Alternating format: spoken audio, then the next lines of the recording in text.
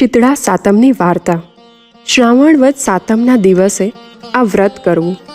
આ વ્રત કરનારે સવારે વહેલા ઉઠી ઠંડા પાણીએ નહાવું, આખો દિવસ ટાઢું ખાવું, ચૂલો સળગાવવો નહીં અને શીતળા માની વાર્તા સાંભળવી. એક ઘરમાં બે વહુઓ હતી. રાંધણ છઠનો દાડો આવ્યો. નાની વહુને રાંધવા બેસાડી. નાની વહુ મધરાત સુધી રાંધી રાંધીને થાકી ગઈ. એટલામાં છોકરો રડ્યો એટલે એ ધવરાવવા બેઠી. આખા દાડાની થાકેલી અને મોડી રાત સુધી જાગેલી એટલે નાની વહુને ઊંઘના ઝોકા આવવા લાગ્યા. ચૂલો સળગતો રહી ગયો. મધરાત પછી શીતળામાં ફરવા નીકળ્યા. નાની વહુના ઘરે આવીને ચૂલામાં આળોટ્યા. શીતળામાં આખા શરીરે દાઝી ગયા. એમણે શાપ આપ્યો, જેવું મારું શરીર બળ્યું તેવું તારું પેટ બળજો. વહુ તો સવારમાં વહેલી ઉઠી. ચૂલો સળગતો હતો. ઘોડિયામાં જુએ છે તો છોકરો ભડથું થઈને પડેલો, આખું શરીર બળેલું. વહુ સમજી ગઈ કે અવશ્ય શીતળામાનો શ્રાપ લાગ્યો. એ તો ચોધાર આંસુએ રડવા બેઠી. જેઠાણીને તો ઘણા દાડાની મનની દાજ ઓલાણી, પણ સાસુને નાની વહુ પર અપાર હેત હતું. સાસુએ તેને ધીરજ બંધાવતા કહ્યું, આમ રડે શું વળશે? શીતળામા પાસે જા, એ તારો છોકરો સજીવન કરશે. સાસુના આશીર્વાદ લઈ નાની વહુ છોકરો ટોપલામાં નાખી ચાલી નીકળી. વાટે જતા બે તલાવડી આવી. બંનેના પાણી એકબીજામાં જતા હતા. બંને છલોછલ ભરેલી, પણ ચકલુંય પાણી બોટતું નહીં. વહુને જતી જોઈને તલાવડીઓ બોલી, બહેન તું ક્યાં જાય છે? નાની વહુ બોલી, મને શીતળામાનો શ્રાપ લાગ્યો છે. મારો છોકરો મરી ગયો છે. હું શીતળામા પાસે શ્રાપનું નિવારણ કરવા જાઉં છું. તલાવડીઓ બોલી, બહેન અમારું પાણી પીશ નહીં. અમારું પાણી જે પીએ છે તે મરી જાય છે. એવા અમે શા પાપ કર્યા હશે? અમારા પાપનું નિવારણ પૂછતી આવજે. આગળ જતા વાટમાં બે આખલા મળ્યા. તેમની કોટે ઘંટીના પડ બાંધેલા અને લડ્યા જ કરે. વહુને જોઈ આખલા કહેવા લાગ્યા, બહેન તું ક્યાં જાય છે? વહુ બોલી, શીતળામા પાસે શ્રાપનું નિવારણ કરવા જાઉં છું. આખલા બોલ્યા, અમે એવા શા પાપ કર્યા હશે કે અમારી લડાઈ અટકતી જ નથી? અમારા પાપનું નિવારણ પૂછતી આવજે. વહુ તો ચાલતા ચાલતા વનવગડામાં ગઈ.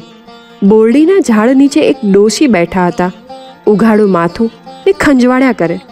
વહુને જોઈને ડોશી કહેવા લાગી, બહેન ક્યાં જાય છે? જરા મારું માથું જોતી જાને. વહુએ ડોશીમાના ખોળામાં છોકરો મૂક્યો અને માથું જોવા બેઠી. ડોશીમાના માથાની ખંજવાળ મટી ગઈ. ડોશીમાએ આશીર્વાદ આપ્યા, જેવું મારું માથું ઠર્યું એવું તારું પેટ ઠરજો.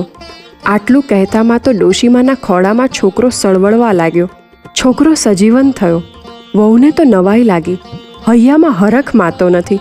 છોકરાને ઝટ દઈને ખોળામાં લઈ બચીઓ દેવા લાગી. વહુએ ડોશીમાને પગે લાગી. એ સમજી ગઈ કે આ જ શીતળામા. વહુ હાથ જોડીને કહેવા લાગી, માં તમારા આશીર્વાદથી જ મારો છોકરો જીવતો થયો, નહીં તો થાત નહીં. શીતળામા મારું પેટ તમે જ ઠાર્યું. પછી વહુએ પૂછ્યું, મને આવતા વાટમાં બે તલાવડીઓ મળી. પાણીથી છલોછલ ભરેલી છે, પણ તેમનું પાણી કોઈ પીતું નથી. એવા એમના શા પાપ હશે? શીતળામા બોલ્યા, ગયે ભવે બંને શોખ હતી. ઘરમાં રોજ કજીઓ કરતી. કોઈને છાશ શાક આપે નહીં, અને આપે તોય પાણી નાખીને આપે. એ પાપે એમનું પાણી કોઈ પીતું નથી. તું એમનું પાણી પીજે, એટલે એમના પાપ દૂર થશે. વહુએ પૂછ્યું, વાટમાં બે આખલા મળ્યા. તેમની કોટે ઘંટીના પડ બાંધેલા હતા. તેઓ નિત્ય લડ્યા કરે છે, પણ તેમને કોઈ છોડાવતું નથી. એવા એમના શા પાપ હશે? શીતળામા બોલ્યા, ગયે ભવે એ બંને દેરાણી જેઠાણી હતા. કોઈને દળવા ખાંડવા દેતા નહીં. એ પાપે એમની કોટે ઘંટીના પડ છે. તું એ પડ છોડજે, એમનું પાપ ટળી જશે. વહુ તો શીતળામાના આશીર્વાદ લઈને છોકરાને રમાડતી રમાડતી ઘરે જવા નીકળી. જતાં જતાં પેલા આખલા મળ્યા. એમને શીતળામાની વાત કરી અને કોટેથી ઘંટીના પડ છોડી નાખ્યા. બંને આખલા લડતા બંધ થયા. આગળ જતાં તલાવડીઓ આવી. વહુએ શીતળામાની વાત તલાવડીઓને કરી અને પાણી પીધું. તલાવડીઓ પશુને પંખીઓથી ભરાઈ ગઈ. બધા જ એમનું પાણી પીવા લાગ્યા. વહુ છોકરાને લઈને ઘરે ગઈ. સાસુ છોકરાને જોઈને રાજી થઈ ગયા, પણ જેઠાણીના મનમાં વેર વધ્યું. બીજા વર્ષે રાંધણ છટાવી. જેઠાણીને થયું, હું પણ એના જેવું જ કરું. એણે રાત્રે ચૂલો સળગતો રાખ્યો અને સૂઈ ગઈ. રાતે શીતળામાં આવ્યા અને ચૂલામાં આળોટ્યા. એમનું તો આખું શરીર દાઝી ગયું. એમણે શ્રાપ આપ્યો, જેવું મારું શરીર બળ્યું એવું એનું પેટ બળજો. બીજે દિવસે જેઠાણી ઘોડિયામાં જુએ છે તો છોકરો મરી ગયેલો. શીતળામાનો શ્રાપ લાગ્યો. દેરાણીની પેઠે એ પણ છોકરાને ટોપલામાં નાખી ચાલી શીતળામા પાસે.